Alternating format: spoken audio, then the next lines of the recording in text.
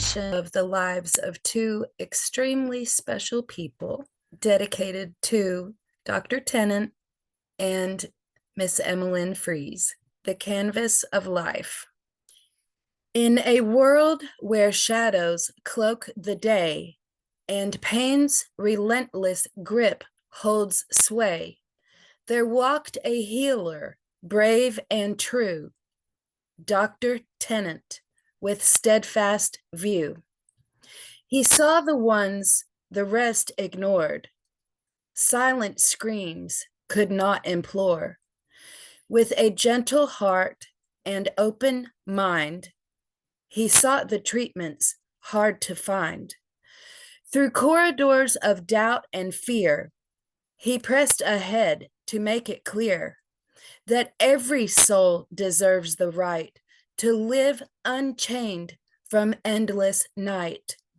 For ailments rare and misunderstood, he crafted plans where others stood, afar, reluctant to engage with pain that others couldn't gauge.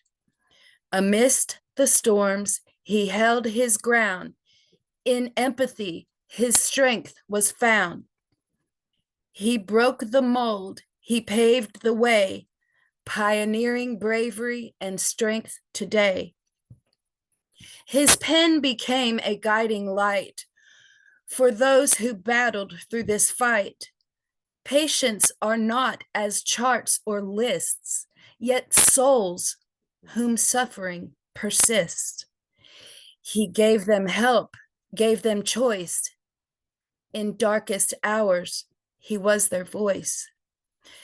His legacy lives on today, a beacon showing us the way to treat with the heart as well as with the mind and heal the wounds, not just assigned. So let us carry forth his flame and see the person, not just a name. For in this journey we all share, compassion is the purest care. Under skies brushed with teal and purple light lives a young warrior, brilliant and bright. Emmalyn dances on the edge of 16, a spirit so strong, like none we've seen. Chronic pain warrior, the battles she's braved, 61 surgeries, yet hope she has saved. In her mama's embrace, she stays, healing and strength in their heart waves. Her faithful dog, Sadie, is a companion true. In laughter and play, they always renew. With paint on her fingers and slime she creates, art is the haven where joy resonates. A Swiftie at heart, she knows every song. At the era's tour, she sang along. Music and melodies lifted her high, echoing dreams across the sky. An angel on earth with a guardian above, her grandpa watches over with endless love. At 14, she met the Tennant's grace, a moment of joy time cannot erase. Today, we reunite two souls so dear to celebrate life, to conquer the fear. Happy birthday, our hero, Dr. T. Your wisdom and kindness set others free. And happiest wishes to Emmalyn, too, our shero, whose courage and strength are true. May your sweet 16 be filled with delight, surrounded by love and stars shining bright. Emmalyn's journey inspires us all to find our strength and answer the call. Amidst the trials, she chooses to smile, turning each step into something worthwhile. It's a vivid reminder that even in strife, passion and love color the canvas of life. Perhaps there's a melody you've yet to sing, or a canvas waiting for what you might bring? What hues will you choose for your own design? What songs will you write? What stars will then shine? Me. We all wish you a happy birthday. So Happy birthday to you. Happy birthday to to you. Happy Birthday, birthday, Dr. Tennant. Happy Happy Happy birthday birthday to birthday to to you. you. you. Woo! And many Thank you very much. Many more. more. God bless you. Yes. That's great. That is so All I can beautiful. say is That is Happy beautiful. birthday. thank you so much. I'm more than humbled, more than humbled. And I didn't plan this podcast to be on my birthday, but maybe there's a man upstairs who had some different ideas. As most of you know, we took a pause here on this podcast. And we took a pause because I needed to have some time off to determine should we go on. And what I'm getting at is this. We've done this podcast for a couple of years. I left clinical practice about 8 years ago to do full-time research. And incidentally, at that point in time, a lot of people felt I was too old at that time to be doing clinical practice, and maybe they were right. No. Because research is a little different, and certainly has allowed me to and Miriam to go into our twilight years maybe easier. But I now thank all the people who encouraged me to leave clinical practice, including some of those people in the government and some of those people otherwise, because I do have an announcement to make. And that is, first off, Dr. Ibsen and I had a long visit. I've had a long visit with our foundation board, some of Dr. Purcelli, my medical director, and we do plan to do this podcast for the next year every week. Now, why are we doing this? We're doing this because something has been on my mind for some years, and that is I wanted to study adhesive arachnoiditis because I knew that was pretty much one of the granddaddies of intractable pain. You didn't return from that. It's a terrible disease, as a lot of you know. But there's something about an adhesive arachnoiditis that I want to review for you, and I'll come back and tell you what it has to do with this podcast. Up until right now, and you'll find a lot of doctors and even major institutions right now, to this day, feel that adhesive arachnoiditis is a hopeless, untreatable, deteriorating disease. Now, in the medical circles, as the term deteriorating means, you can't stop it. You're on a clinical downhill course that is fundamentally unstoppable. Now, the traditional historical pattern of adhesive arachnoiditis goes something like this. Once you've developed your back pain, and all of a sudden you've got feelings of water running on your legs or insects and your bladder's not working very good, you're looking at death within 5 to 10 years. And the deterioration goes something like this. You first off start off maybe with the back pain, then you have stabbing pains into your legs, into your feet, you start some blurred vision, water dripping on your legs, insects crawling on there, your bladder doesn't work very well, your sex organs go, and then what happens, you become very weak and your feet and your legs become extremely weak, paralysis starts to set in, and even though you're eating well, you go into a metabolic reversal in which you start losing weight, you become very depressed, your head symptoms work very poorly because you can't think very well, and then pretty soon you're bedbound, and then you have a premature death. Now, sadly, that has normally occurred historically somewhere from, let's say, 2 to 10 years after it begins. In the 1800s, this disease was often called the devil's disease. Dr. Addison, the famous physician who discovered adrenal insufficiency, and that disease is named after him, about half of his 11 cases had adhesive arachnoiditis, and the end result was they died of adrenal failure. Now, for some time, we've had protocols and we've had clinical recommendations, and we've thought we've been getting somewhere. We've written books, we've tried to get some word out there. People tell us they're getting better. But up until 2024, we had never done a systematic, give me the numbers, baby, kind of study that says whether you're on the right track. So some of you may know that in the late fall of last year, we put out a call to people who had MRI documented adhesive arachnoiditis and who had had their Epstein-Barr antibody tests, that we wanted a group of those people to come into a study to be evaluated statistically and outcome-wise to know, are we on the right track? Now, I might as well tell you, we're on the right track. But I want to give you some details because you'll hear much more about the study. I would not be on this show. I would not have thought about continuing on until I had to have something.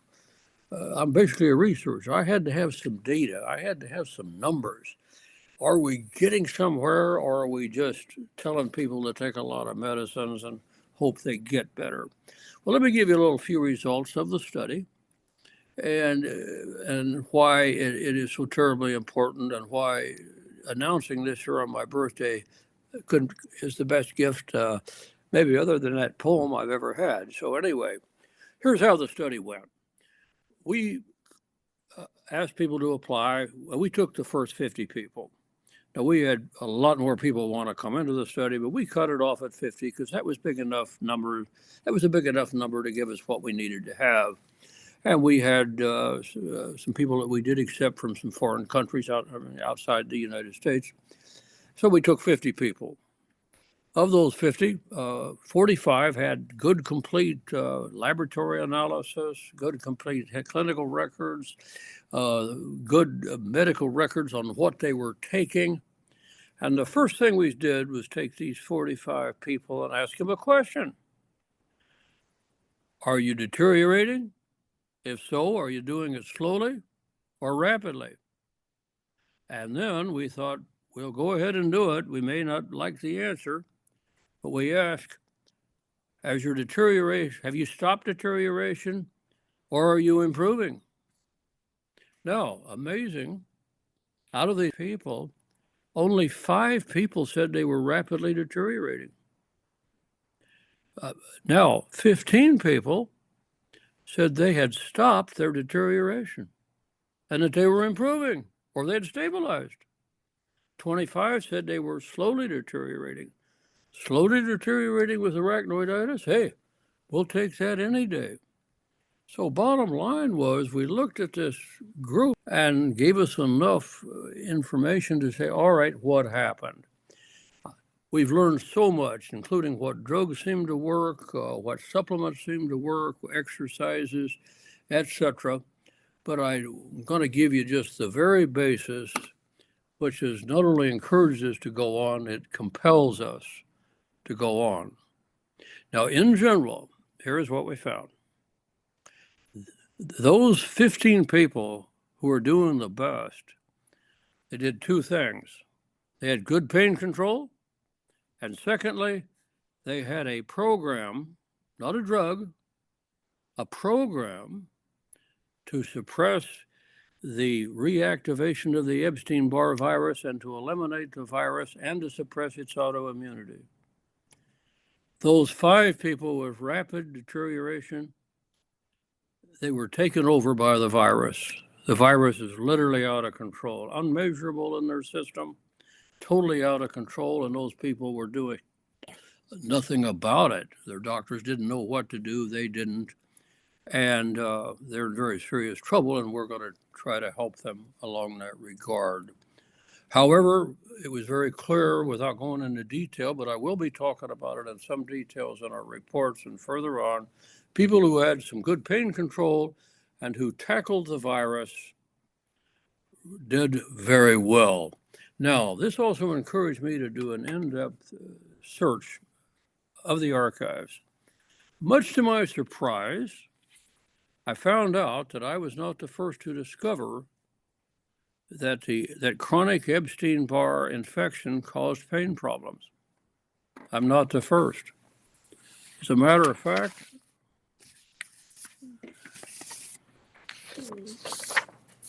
the first study was in The Lancet.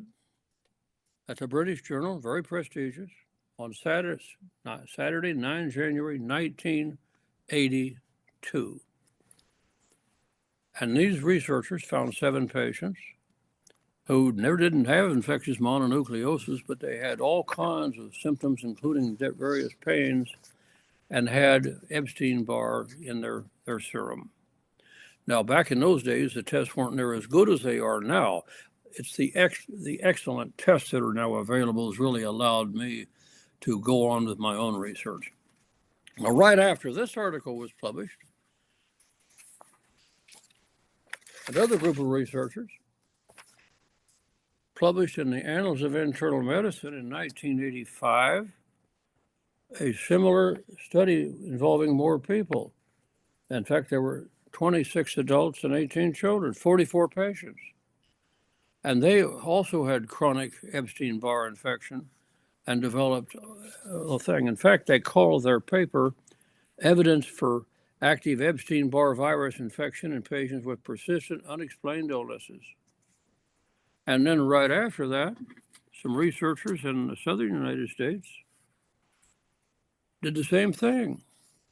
And they found out that people never had infectious mononucleosis, but they had a lot of pain, a lot of symptoms, and they called their study chronic mononucleosis syndrome.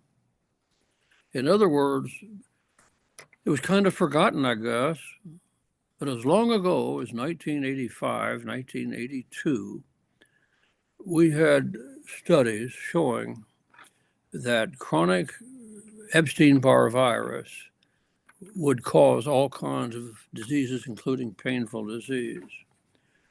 The next thing that I wanted to tell you about, and these poor researchers probably were disappointed, they published a paper called Parasitic Infection and Autoimmunity. And what they did as long ago was to show that parasites, whether it was malaria or an Epstein-Barr virus, could cause 2 different kinds of autoimmunity. And that's the same kind. One kind is when you have autoantibodies, and the other kind isn't called that. It's called autoreactive autoimmunity. Now, here has been our problem with Epstein-Barr and with adhesive arachnoiditis, and I assume with a lot of other severe painful diseases. The virus goes on for months or years, active in the body, invading tissues, causing tissues to inflame, develop adhesions, scar, and intractable pain.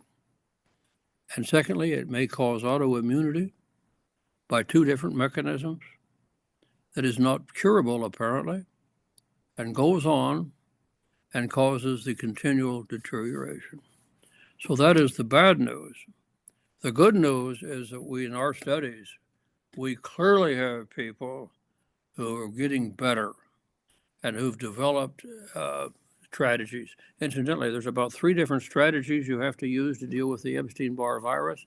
On this program, we're going to bring some people on who are doing very well with it, because deterioration can be slowed or stopped. So with that, I want to go on and make a couple of other announcements. First off, I received I didn't know this article was published, but it's dynamite, and it was sent to me by a woman by the name of Kate Nicholson, who is in charge of the National Pain Advocacy Center in Denver. and she sent me an article that was in the New York Times.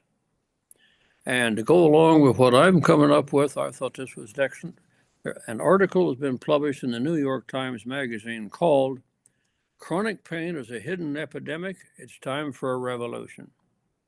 What's nice about this paper is that this excellent journalist, and her name is Jennifer Kahn, has interviewed the basic science people.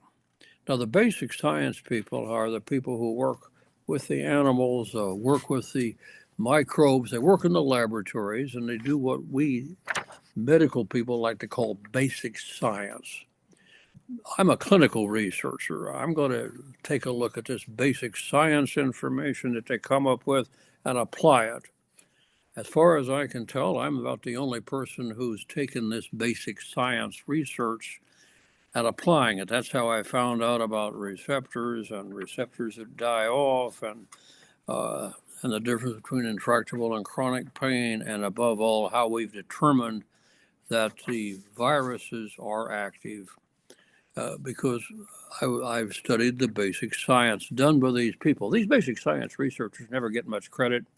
We used to kid saying they're the ones in the basement that never come up for air. And they're really unsung heroes, but she's written a beautiful article and interviewed a lot of them, and they are really attempting to do something that we really need, and it's ongoing.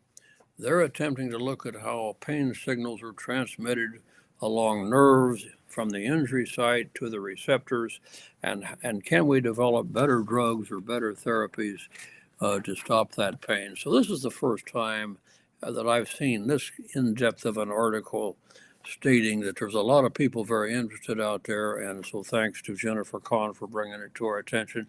And of course, Kate Nicholson's a real advocate, a real pioneer. Secondly, I have another article that I received that I want to focus on and ask Dr. Ibsen to comment on.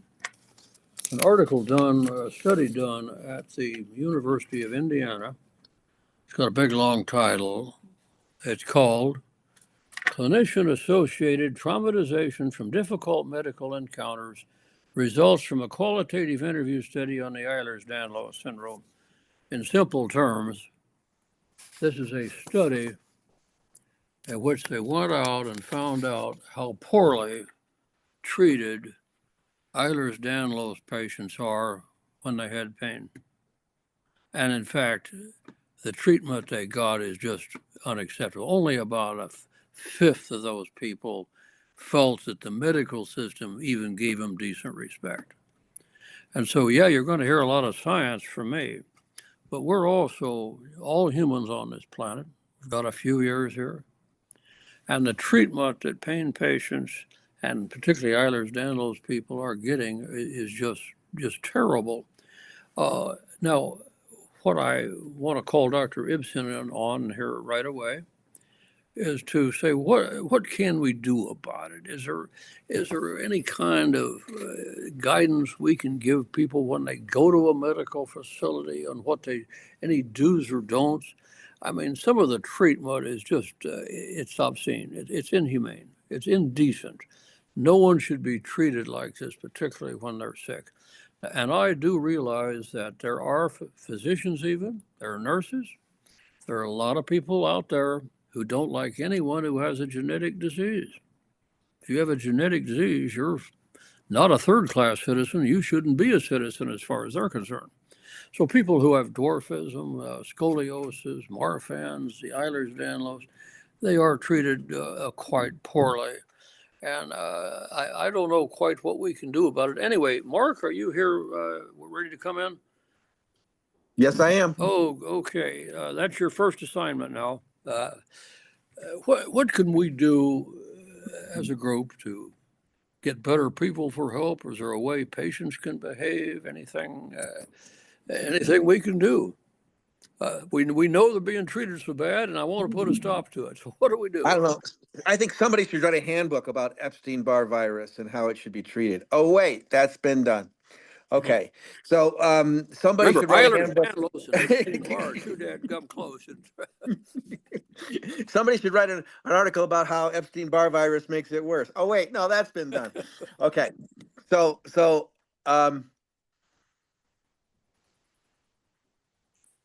we are in a time of,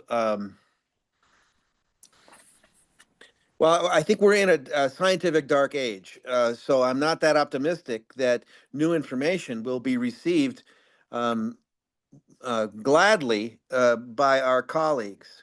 And I was one of those. I mean, I did emergency medicine, and I'm an expert in the first 60 minutes of everything. But these are chronic illnesses that most doctors don't get much exposure to. And there's so much disinformation and gaslighting going on, and pressure and fear, and government information, government disinformation and domination, and hostile regulatory environments that people don't believe the facts, even if you present them to them. So what's going to happen, Dr. Tennant, is somebody like George Clooney is going to have to get it, and he might have it, or some other famous person will come down with an illness. I don't know if you remember when Betty Ford suffered from addiction and she started the Betty Ford Clinic. And she was also extremely courageous about her breast cancer, which made a huge difference for patients. We're now becoming experts in narcissistic personality disorder from our politicians. And so I don't know, other than fortuitous exposure to somebody famous, and maybe it'll happen. Kamala Harris's stepdaughter has a tethered cord and has chronic spinal inflammatory disease. Somebody just said Lady Gaga too. I think we just have to keep on keeping on. I mean, Ignaz Semmelweis died in an insane asylum after discovering the bacterial effects of diseases, and that hand washing could save lives. And it took a generation for that to transform how we handled OBGYN cases. So it's just going to take a while, and it's going to take persistence. And it's also going to take, thank God, thank you, Jamie, and thank you, Dr. Tennant, an archive of these discoveries so they're discovered long after we're gone, because it'll be after we're gone that this catches on, I'm afraid. Yeah. Is there, well said, and I hate to agree with you. Yeah, I know. I hate to be right. But is there any kind of an approach? Let's say a patient with EDS, all of a sudden has got a terrible knee problem or a chest problem of some kind. Is there a way you think they can approach the system, either at the front desk, the emergency room, and the doctor's office, that might make things better? Yes. I believe that nobody's reading anything these days. So video really counts in America these days, and they almost shut down TikTok. So I think every patient ought to have a video of themselves when they were well and when they are ill. And every patient, whenever they present to a new doctor, should have a 3-ring binder with article after article after article about it.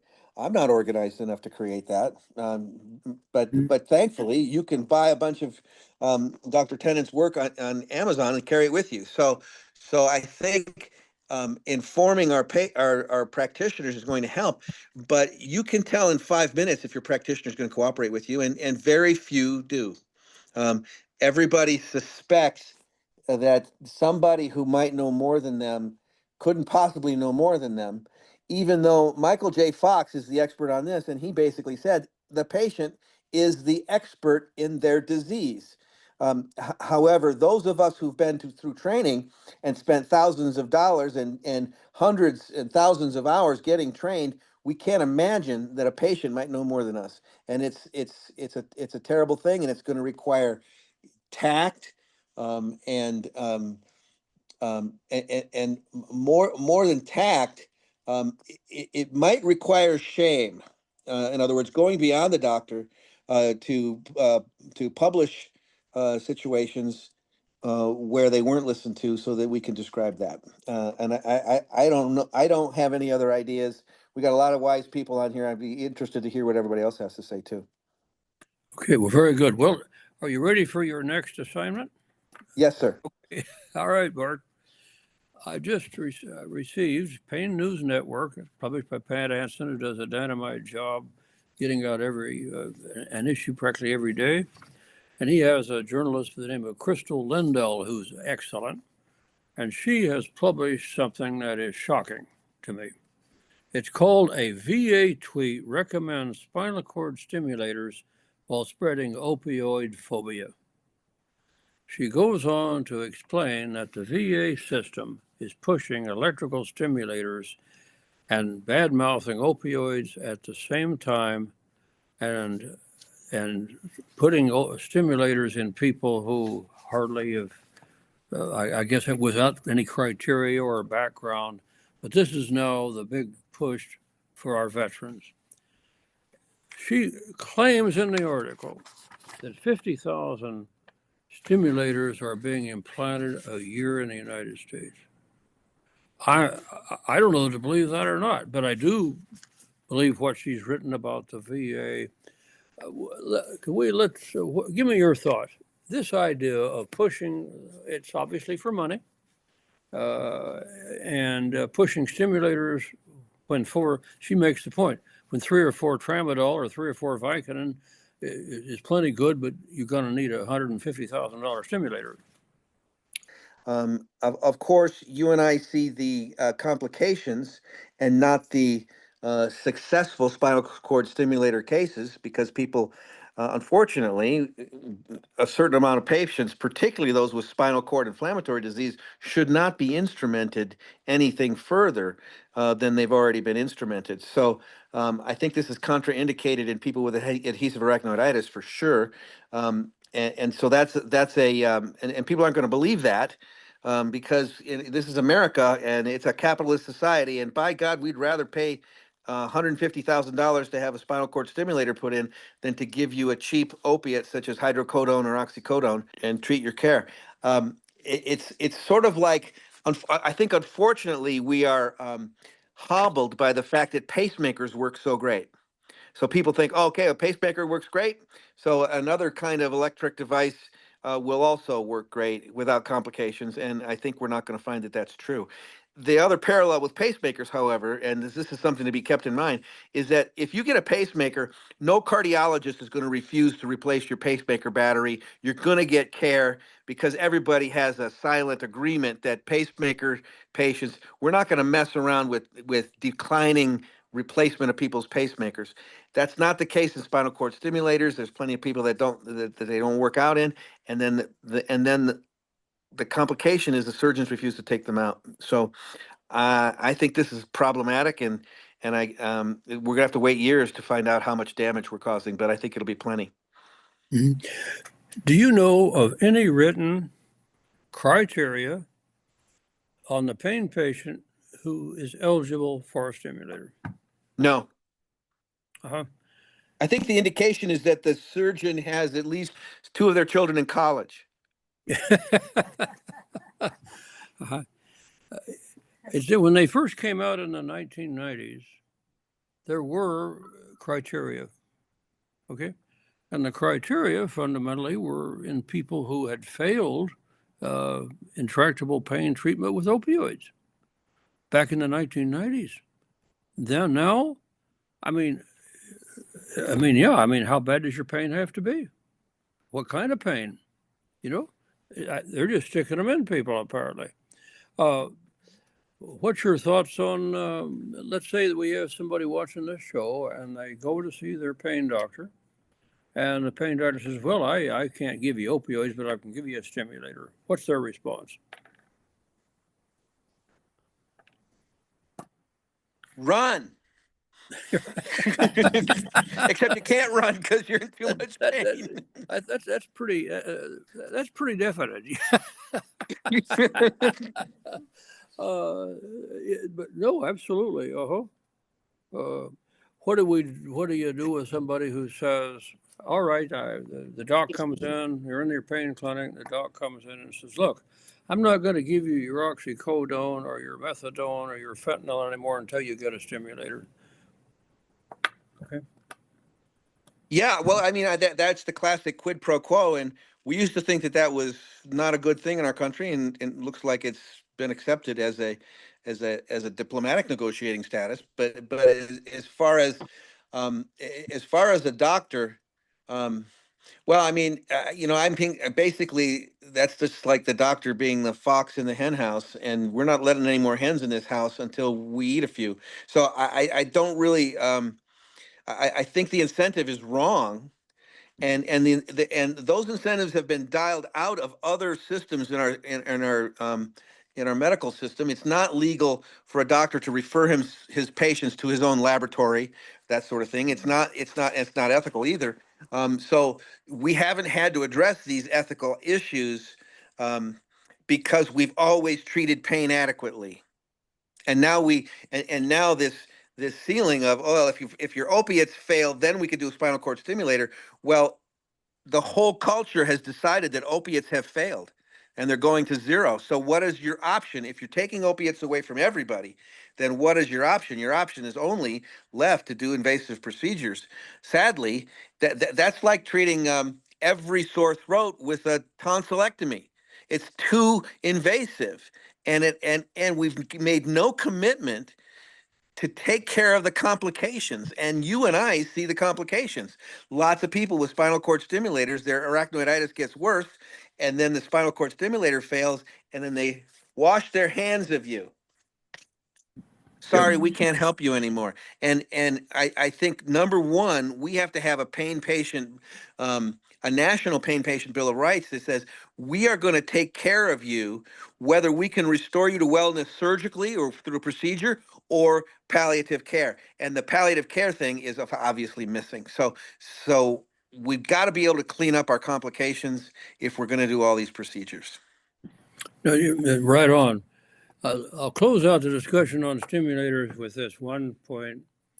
Stimulators do nothing to treat the underlying cause of your pain.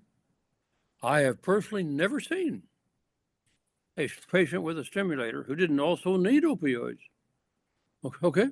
Oh, and Yeah. neuropathic agents, and dopaminergic agents, anti-inflammatory agents, cortisone. In other words, that stimulator is not a substitute. You're still going to need all of that other medication and all those other measures. Okay, with that. And there's one more thing, Dr. Tennant. I just thought of this. Getting a spinal cord stimulator is like getting a mortgage, but not getting a house. You got to write these down, Mark. Oh, that's very well said. Jamie, we'd like to bring our guests on. Yes, sir. Right. Emmalyn and Stephanie. Yes. Hello.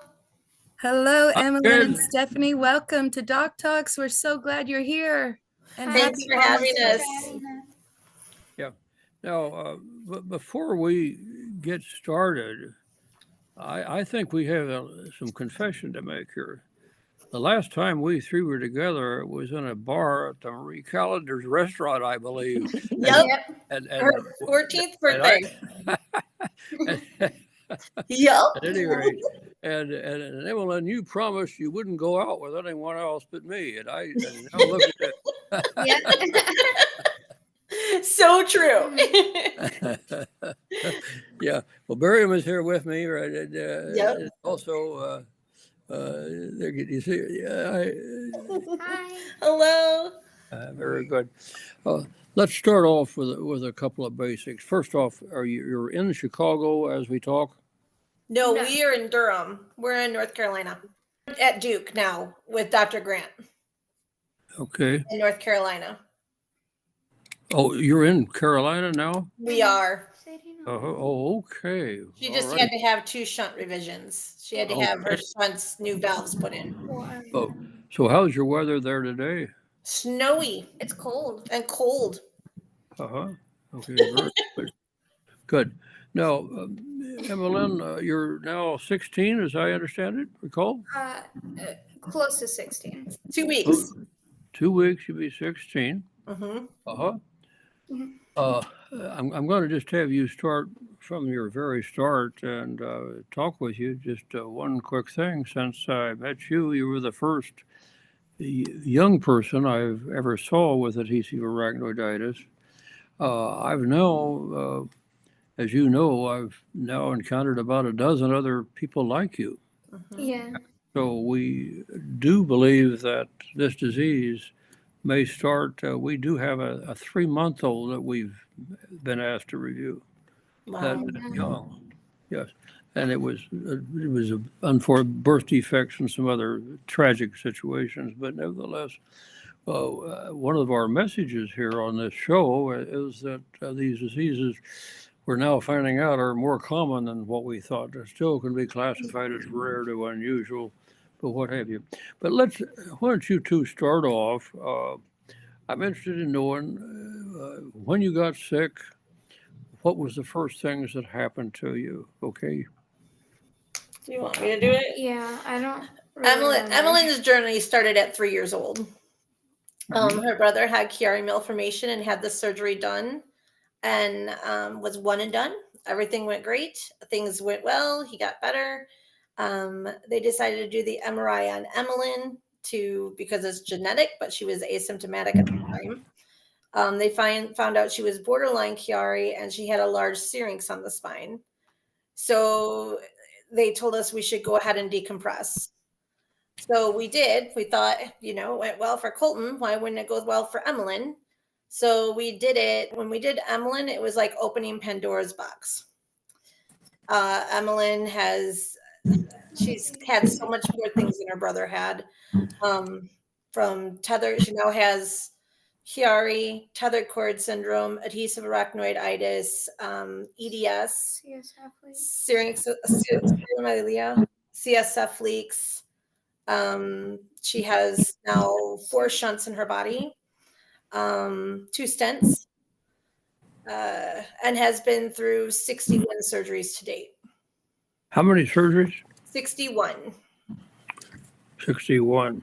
But that also includes like shunt revisions and all that kind of stuff too. Emmalyn, can you stand and stretch your arms up for us? Can we see you do it? You got your cane. How flexible you are? Here's your cane. Sadie, come on. She's all right. Move. All right, here you go. Sadie. There you go. Okay. I can stand. Wait. Okay, he wants you to stretch your arms up like he showed you. Both hands you can. Good. Great. That's great. Mm-hmm. Sadie, let me sit back down. Yay! Yes. Sorry, my dog's right here too, so. So Emmalyn's had a lot of surgeries on the brain and the spine. So I'm well aware that you had some extremely excellent pediatricians, neurosurgeons work with you. What they have determined that you definitely have Ehlers-Danlos syndrome? yes. Yeah. Is it the regular hypermobile type, or did they It give is. It's hypermobile. Yep. you? And good. Now, Emmalyn, are you in school at this time? I'm homeschooled.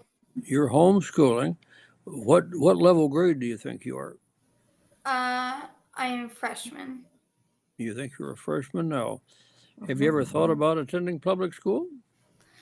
I have, but I'm gone so much that it would be pretty difficult. Like, I was in public school until 4th grade, and then I switched over to homeschool. And why? Great. Yeah. Why did you switch to homeschool? Yeah.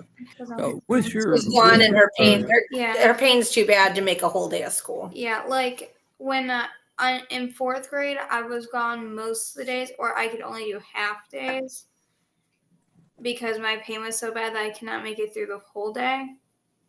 Yeah. Given your disease and the fact that you're homeschooling, have you been able to meet any young ladies about your age and make any friends? Yeah, I do make some friends. I have a couple friends that have similar things that I have. Do you attend church? Off and on. Off and on. When we're home. Yeah. Okay. most girls and young boys about your age start developing some kind of a avocation, whether they like playing an instrument or cheerleading or art or something. Have you developed any avocations you like? I like art. I really like to make slime. Oh, really? Uh-huh. Yep. That's very good. Uh-huh. And lastly, can you tell us something about your medical program, your diet, your exercises, medication, supplements? Tell us what you're doing medically. I mean, you look darn good, kids, both of you. Yeah. I'm proud of you. You've survived. Yeah, we have her doing the exercises that you taught us. She does those at least twice a day. With pulling her arms up and stretching her legs out and doing all that sort of thing. She is on. I have everything written down and everything in the box. The last protocol that you had given us is what she's been taking. Her back pain is pretty bad, but she's still functioning. She walks with a cane, but her legs are starting to fall asleep a lot. So we're keeping eyes on that. And that sort of thing. But she's also, we found a good drug for her pain wise. Ketamine troches are working very well for Emmalyn. She is now on her pain doctor prescribes her 10 milligrams 4 times a day of the ketamine troches, 10 milligrams. He's talked to us about possible infusions if we wanted to, if we want to go that route.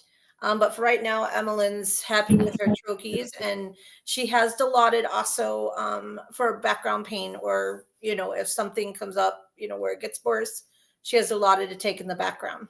Yeah. Of the Dilaudid, is that a tablet?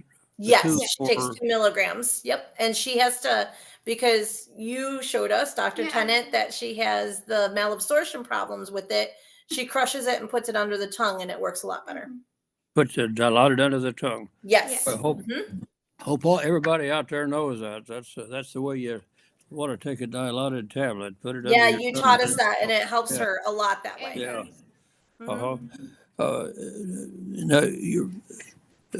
do you know anything about your growth curve as to whether your height or weight is normal for your age? Didn't we just went over that? She's in the 27th percentile for her weight. And I think she's only in the 15 was it? 15 percentile for height. Yeah. Mm-hmm. Right. Can you tell us something about your diet and your proteins, collagen? What are you doing? What do you mean? Well, I just want to know a little bit. What do you eat? Do you eat breakfast? What do you eat for breakfast? What do you eat for lunch? Because the reason I'm asking is more for my edification than yours. Right. Emmalyn is mostly for breakfast. Emmalyn is a pancake eater. I love pancakes. And she loves her bacon with it. She does eat a lot, always has a lot of fruit, does a lot of meat at night to get her proteins in. Anywhere from hamburger to pork steak to she's pretty not picky when it comes to meat. So she gets her proteins in with her meat and potatoes and lots of fruits and vegetables. I like fruit. Yeah. Now, vitamins, amino acids, supplements, what are you taking? She has a overall vitamin that has B12, C, and D all in it that we talked to you about, that we found that had almost everything in it. So she takes that once a day. She has taken the collagen, and she's also what is the other one we were using? Psyllium. She's taking that also. Okay, taking psyllium. Yes.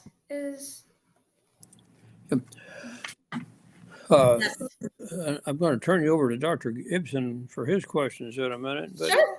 Hi. One of mine is, I hate to kind of put it this way, but why are you alive? I mean, you're still here. She does her best, I'll tell you. She keeps going. She has a positive attitude and she faces every day and does the best she can. Yeah. Emmalyn, we are so grateful and lucky that you came into our life, Dr. Tennant, and has seen us through a lot of stuff. Yeah. Well, as I recall, we had a lot of discussions that you got to find some daily happiness, whatever whatever dealt hand you all have. That's right. So what are you doing to find some happiness or joy, Emmalyn? My dog. Which, I mean, Your what? Her dog.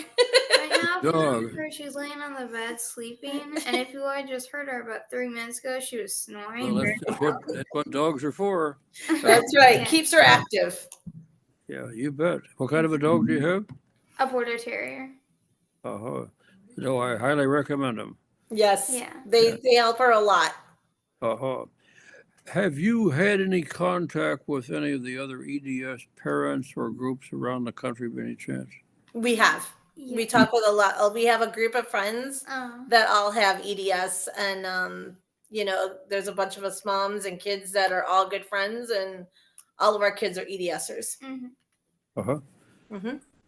Mark, are you there? I don't want to Yes. hog this young lady. You know how it is. I've always liked to deal with the young, attractive women and not let other men have at it. But Susan anyway, mentioned that about you. Yeah. I have a theory about why Emmalyn is still alive. Okay. She's here to teach us. Yes. Yes. How do you deal with adversity?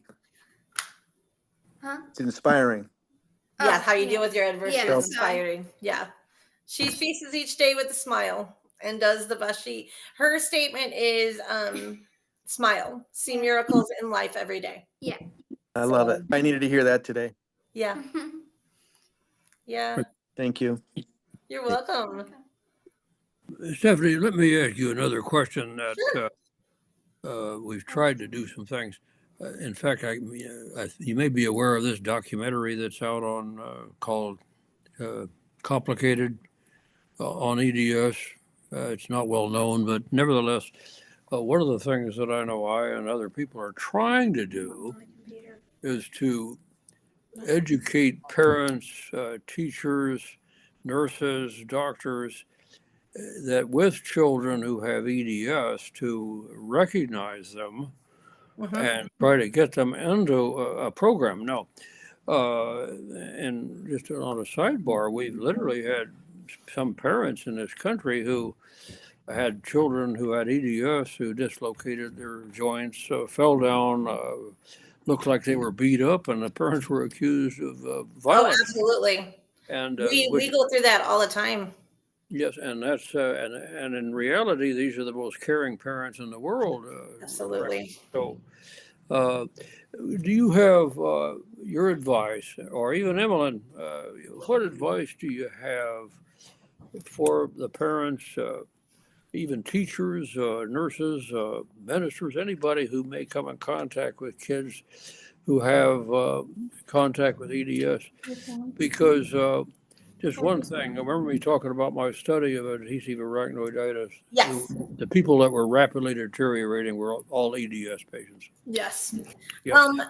We have learned, as you were talking about, parents, people not believing things and doctors not believing things. We have developed a system ourselves that we have a local hospital in Madison, and it is an hour and 15 minutes away from us, but that's the only hospital I will take Emmalyn to when we're at home because they know everything about her. You have to be careful because a lot of things get misunderstood when it comes to these kids because, Emmalyn likes to smile and they're like, well, she looks fine. What is going on? You have to also tell teachers, because we've gone through it with EDS and stuff, that you got to make sure that the school knows that they have, restrictions and that they can't do certain things. I also tell every parent that's going in with EDS or any of the things that Emmalyn has that they need to have a 504 or the I don't remember what the other one's called, in place. Because with the school, with restrictions, with, guidelines of things that, should be done with her and should not be done with her, so that they have those guidelines. So the teacher, the staff, the principal, they have everything that's going on. It's very, very important. And for me, I've had to learn, because we've had a lot of adversity of people not believing what's going on with Emmalyn because they don't see what's going on. And I've just had to learn through the years. If people doubt you, those aren't the people you want in your corner. You don't want to. You don't need to explain yourself. You don't need to beg them to understand. You don't need to anything. You don't need that person in your life if they're going to doubt you, or they're going to doubt your daughter's in pain when she says she's in pain. It took a long time for me to get there, and for her. But I've really learned that that's something that every parent and child needs to learn when going this, because no one should doubt a child that says they're in pain. No one, and no child should have to deal with that at all. It's a hard road for both of us, but we've learned to advocate, and we've learned the best ways that we can deal with certain things when coming to Emmalyn.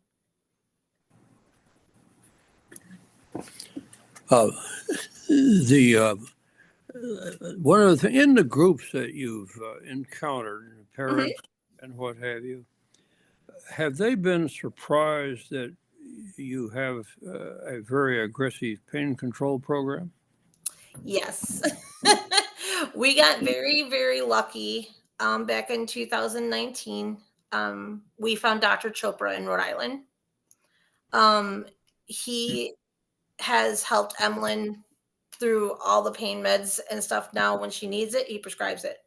He's one of the few, including Dr. Tennant and Dr. Ibsen, that will listen patients and isn't overrun by the opioid addictions and the opioid crises. And if a child needs it, he told Emmalyn straight up, you're not going to get addicted to this drug because you're in pain. A pain person's not going to get addicted because they need it for their pain. And that was something that sat really well with me, because a pain person isn't taking it for the high they're taking it because they're in pain. Send your doctor a bouquet. But yeah. What I like about what you're doing, you're taking a 10 milligram ketamine troche. Now, this gives me a chance to talk about something else that's come up. And that is and Mark, I want to ask you about this in a couple of minutes. Apparently, compounding pharmacies are being given more leeway than they were. They're able to start even making HCG again. But the ketamine troche, 10 milligrams, a 15 or a 20 with a little dilaudid tablet backup, that's a dynamite program. It is working really well for her. Yeah.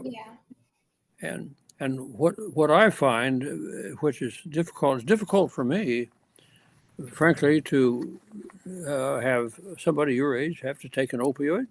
But if you have to, you have to. In other words, one thing is very clear with these diseases. If you can't get enough pain relief to stretch those arms, to walk, to think, to eat, you're not going to get better. No. So pain control is step one. I would hope you could spread that, whoever your doctor started. This is very innovative. It's really good. Your 10 milligrams ketamine 4 times a day. Incidentally, the study we just finished, I am shocked and very pleasantly surprised at the innovative combinations of prescription, non-prescription, opioid, non-opioid pain relievers that people are using. I'm really amazed and very encouraged, I might add. Anyway, what you're doing, tell all the parents out there, you got to have that pain relief. You can't have a child or an adult, anybody just sitting home in bed because of pain relief. That's a crime. Yeah, Mark, you're more of an expert on ketamine than I am. Do you have any thoughts about what she's taking or what she should do? Keep doing it. Yeah. And this is an important thing to discuss, and that is the scientific model as it applies to the physician-patient relationship. We are dominated by this fundamentalism, essentially, that the double-blind placebo-controlled study details what we should be doing in medicine. The purpose of that kind of study is to make sure that we're not following our own biases down some primrose path. But the best study there is the experience of the patient corresponded by their loved ones Absolutely. to the therapy that we create together in a collaborative environment. And you would be dead if you weren't in a collaborative environment. So I want to acknowledge your ability to somehow navigate this craziness and form relationships with practitioners that you can trust and that trust you. And it's the trust that really makes the difference. The other thing I want to say to you, Emmalyn, is that suffering leads to compassion. Most teenagers aren't very compassionate because they haven't suffered. You, my dear, have suffered. I expect great things from you regarding compassion. Yeah. Yeah. Yep. Okay, very good. All right. Well, it's been great to see you guys. You too. We'll stay in touch again. I'm so Definitely. proud of what you've done, and not only do I wish you to continue to get better and lead a good life, but you're darn good teachers and advocates. Okay. Yes. And just so you all know, we've been pushed to write a book about Emmalyn's story, and I think we're going to go ahead with it this year. That's our 2025 goal. Okay, that's just great. All right. I'm putting in my order. Go ahead. Mark, do you have any last words? I just want to order the book.